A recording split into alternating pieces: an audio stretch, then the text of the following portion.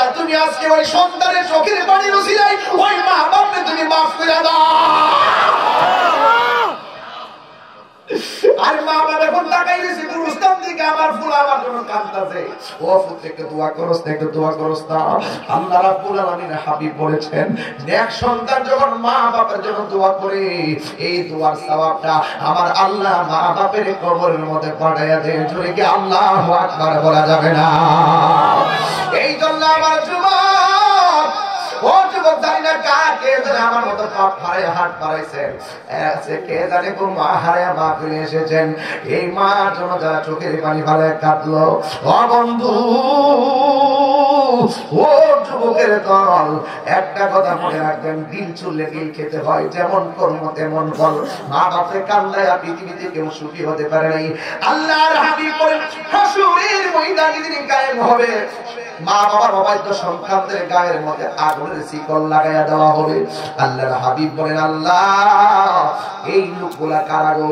কয় তারা দুনিয়ার ভিতরে মা বাপের মনে কষ্ট দিয়েছে। এই জন্য যুবক, মা বাপ দোয়া করলে আল্লাহ কলি হয়ে যায়, মা বাপে বদদুয়া দিলে সন্তানের জিন্দেগি ধ্বংস হয়ে যায়। এই জন্য আমি এই যে সন্তানটা যেটা আইসিতে ভর্তি আছে তার জন্য দোয়া করে দিয়া যায়, আল্লাহ এই সন্তানটারে নেক হায়াত দিয়া দাও, আল্লাহ শরীরটারে সুস্থ বানায় দাও, মায়ের চোখের পানি তুমি কবুল করে নাও। জোরে কন্যা আমিন। আপনারা জবান করে বলেন মার চোখের পানির দোয়া কবুল হয় কি হয় না? আর জোরে বলো হয় কি হয় না? হ্যাঁ, সন্তান বিদেশ যারা গেছে এই ওয়াজ কিন্তু প্রায় 14 লক্ষ লোকের ফলোয়ার থেকে লাইভ চলতেছে। এই 14 লক্ষ লোকের মানুষের মধ্যে বিদেশও আছে।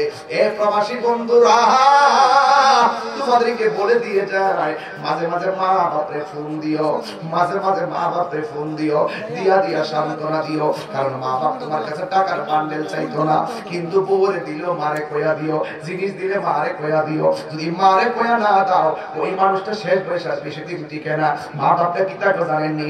আমার পুরা আমারে বিশ্বাস করে না।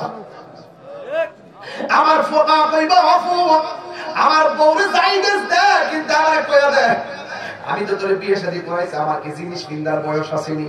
যখন জিনিস পরার বয়স ছিল তখন তো জিনিস বেচা তোরে মানুষ করছি, এখন তো বুড়ো হয়ে গেছে, আমি কারে দেখে বলে জিনিস কিনবো?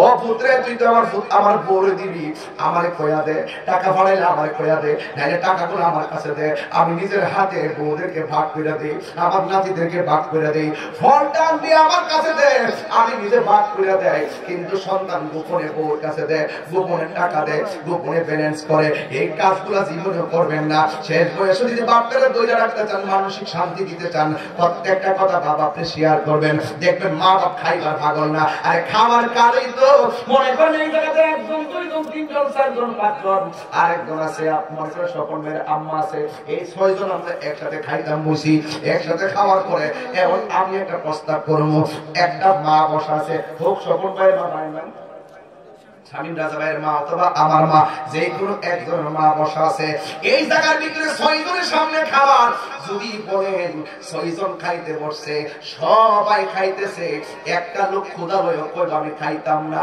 লোকটা কারা? আর জোরে কনকে এই মা কিন্তু 1000 বার ক্ষুধার্ত হইছে কোনদিন।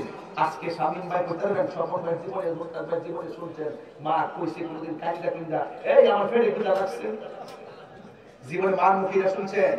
এই পৃথিবীতে একটা মানুষ 1000 ক্ষুধার্ত থাকলো, সে বলে না যে আমি ক্ষুধার্ত, 1000 হইলেও বলে না। আর একটা লোক 1000 কষ্ট করলে বলে না যে বস্তার আওগান তার কষ্ট হয়েছে। এই মানুষটা বাবা। ও বন্ধুরি, কি দিয়া বুঝাবো বাবা কেমন নিঃস্বার্থ ভালোবাসে, কি ভাবে বোঝানো মা কেমন নিঃস্বার্থে ভালোবাসে রে বাবা। এই মা কবরে যায় থাকলে জিয়ারত করে যায় নাসকা, এই মা চলে গেছে আর ঘরে আসবে না। ও বন্ধু, আমার নবী আপনার নবী বলেছেন আল জান্নাতু তাহতা আকদামিল উম্মাহাত, মায়ের পায়ের নিচে সন্তানের জান্নাত। কথা কোন ঠিক কিনা? শুধু মাত্র তাই নয়, আমার নবী আপনার নবী বলেছেন মা বাবা তোমার জান্নাত, মা বাবা তোমার জাহান্নাম। মা বাবার সঙ্গে যদি ভালো ব্যবহার করো তুমি জান্নাতে যাইবা, মা বাবার সঙ্গে খারাপ ব্যবহার করলে তুমি জাহান্নামে যাইবা।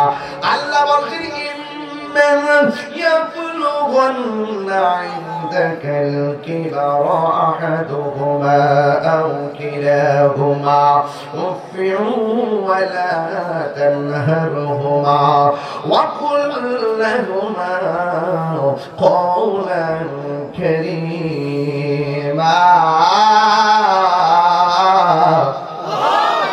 আল্লাহ রাব্বুল আলামিন বলেন মা বাবার যদি পুরাও হয়ে যায় মা বাবার সঙ্গে ভালো ব্যবহার করবা সম্মানজনক ব্যবহার করবা মা বাবাকে ধমক দিয়ে কথা বলা যাবে না রে বাজান এই জন্য আমি পায়ে দিলে বলে দিয়ে যায় মাকে যেন ভালোবাসবেন আপনার জুতাগুলো আমার জিহ্বা দিয়ে পরিষ্কার করে দিব আর মা বাপকে যারা কষ্ট দিবেন আপনার ছায়ার মধ্যে আমি পা দিতে রাজি না কারণ আমি নিজে জানি মা কত কষ্ট করে সন্তানের জন্য শেষ বয়সে মা সন্তানের সালাকির কাছে সন্তানের বউর সালাকির কাছে মা বাপ বোবা হয়ে যায় কথা কোন ঠিক না বেটি একদম বোবা হয়ে যায় কথা কয় না সুন্দরী লড়না আজকে তোমার পুরা শাশুড়িকে পূজা মনে কইরা আলাদা বাড়ি থাকতে চাও লিখে রাখো কাগজের ভিতরে যেই দিন তোমার বউ আইব তোমার ছেলের বউ আইব সেই দিন তোমার ছেলের বউর সঙ্গে তুমি মিল্লা থাকবা লাগা কুত্তা পাগল হয়ে যাইবা কথা কোন ঠিক না বেটি আজকে তোমার শাশুড়িকে একসাথে চাও না বুড়া মানুষ দিকে আলাদা যাও না একদিন তুমি তোমার পোড়ার বউর সঙ্গে মিল্লা থাকবা লাগা চাইবা আজকে তোমার শাশুড়িকে শীতের দিন ওজুর পানি বানায় দিলে না বরং আঙ্গুল দেখাইছো আঙ্গুল কিন্তু তুমি কাগজে কলমে লিখে রাখো তোমার ছেলের বউ যেদিন আইব তোমার পায়ের আঙ্গুল দেখাইব কারণ যে কামাটা দিনু তোদান যেমন কর্ম তেমন ফল এই জন্য আমার ইতিহাসে আমার ডিকশনারিতে একটাই কথা মা বাবার বিরুদ্ধে কোনো অভিযোগ নাই 12 সন্তান মার বিরুদ্ধে সমাজে বিচার দেয় না 12 সন্তান বাবার বিরুদ্ধে সমাজে বিচার দেয় না আর বাবা তুই দিবারে লাগতে লাগতে চোখের পানি ফেলায় কান্দাইছস আর মা তোরে দমক দিছে সর্দার লয়া বিচার করতে আয়ো আমরা দেশে কিছু পুষ্করা সর্দার আছে আমার ফুলা ফান্ডি করে কিছু পুষ্করা সর্দার আছে এরা কি লাগবে জানেন আর আসলে আমি জানি না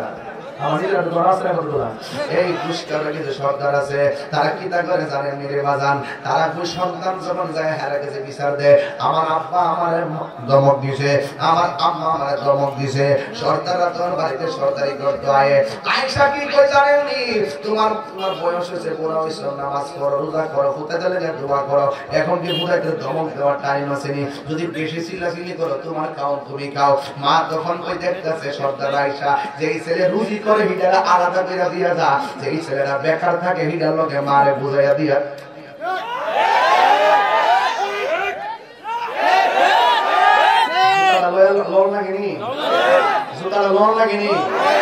আমি তো জামুদুর কথা ডাইরেক্ট কইলাম বলে এই কাল লাগে বিচার দিব লাগে হুন্ডে তোর মার বিরুদ্ধে তোমার তোর বক্সে কবর বক্সে একবার ও তোর মাত্র বসছে তোর মা জুতা দা বাইরেলো আমার কাছে বিচার দিতে পারত না মার বিরুদ্ধে কোনো অভিযোগ লইয়া আমি যেতে পারতাম না আমারও মা আছে কথা কোন ঠিক না বেটি আরে ঠিক কি না বলেন এ যায় বাইন মিলে দিলে যায় কি তাকে আলাদা করে দে গজব করব গজব ডাইকাই নোনা কইয়া দিলাম নিজের ফুট যে হইছে বুঝেন না আপনার ফুট হইছে যে কষ্টটা লাগে আপনার মা বাপেও আগে জানে ভালছে এমন কষ্টই লাগছে আরো কষ্ট বেশি লাগছে এখন তো প্রেম পাস বাই দিছে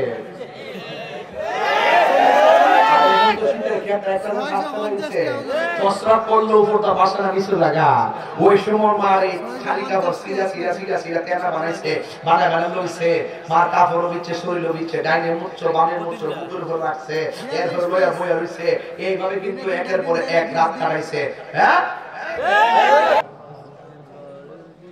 আইসিতে বাচ্চারা ভর্তি আজকে বানাইছে ওদের আমরা তো সবসময় দোয়া করেন আমার ফুলা লেগে দোয়া করেন আমার জীবনের বিনিময় হলো তো তারে আয়াত বাড়াইবে এই যে আইসিতে বাচ্চারা বাড়িতে আমার কাছে ঢাকার থেকে এখন আইসিতে আছে এই মা বাপ কি জানা কি আমার বাড়িতে চেয়ারম্যান সকল আছে মুস্তাফা আছে আমার বাড়িতে আমার বড় লোকের ঘর তুমি সিনবা ফিউজটার কাছে জুয়েল দুই মাথাতে পাশে বাড়ি তার মেয়ে দুইটা কিডনি নাই ওই ইন্ডিয়াতে নিয়ে গেছে কিডনি একটা লাগাই রয়েছে যেখানে কিডনিটা কত নিছে কত ভাবির নিজের কিডনিটা মেয়ের দিয়ে দিছে আমি মনে করতাম আগে এগুলো আমার কাজ করি ভাই তখন আমার বাস্তব জীবনে দেখলাম যে না আর পৃথিবীতে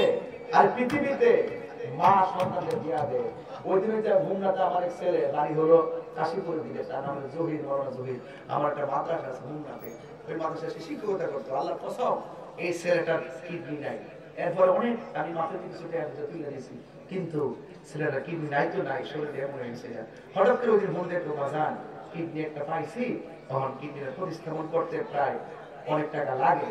তাই বললাম যে কিডনি করতে গেছো, তখন বলতেছে আব্বা নিজের কিডনিটা আমার দিয়ে দিয়েছে। আর পৃথিবীতে যারা আছে কিন্তু পৃথিবী খারাপ আছে। আরে বাবা তো সন্তানদের সব দিয়া দে, আরে কিডনি বেচা দে, জিনিস বেচা সব দে, জায়গা বেচা না। এটা প্রমাণ আছে তো সন্তানরে ওই যে যেটা কইলাম। দেখরে ভাই, এই মানুষটা আমার শত্রু না, এটির দোয়ার দ্বারা আপনি ওলি হইবেন, এটির দোয়ার দ্বারা আপনার হায়াত ঋণ হইব, এটির দোয়ার দ্বারা আপনার মাল আইব, এটির দোয়ার দ্বারা আপনি মক্কা মদিনায় যাইবেন। কথা কোন ঠিক না? আর কথা কোন না? এই লোকটা যে দোয়া করে এটার মধ্যে কোনো স্বার্থ নাই। এই জন্য কারা কারা মা বাবার খেদমতের পক্ষে আছেন একটু হাত তুলে দেখেন।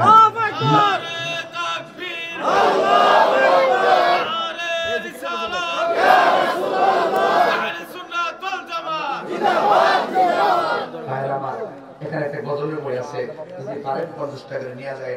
তবে যুবকদেরকে আমি একটা কথা কয়ে যাই, যুবক আমি যে লাস্টে মার কথা কইছি আপনার কি বেদা হইছে? আমার কথা হলো আমি গণনা করে তো লাভ নাই, একটু চেতনা লাগবে। যে চেতনাটা সংসারের জীবনে যদি আমি প্রয়োগ করতে পারি, আমাদের জীবনের উন্নতি হবে, আল্লাহ রাজি হবে। কথা কোন ঠিক না বেঠিক?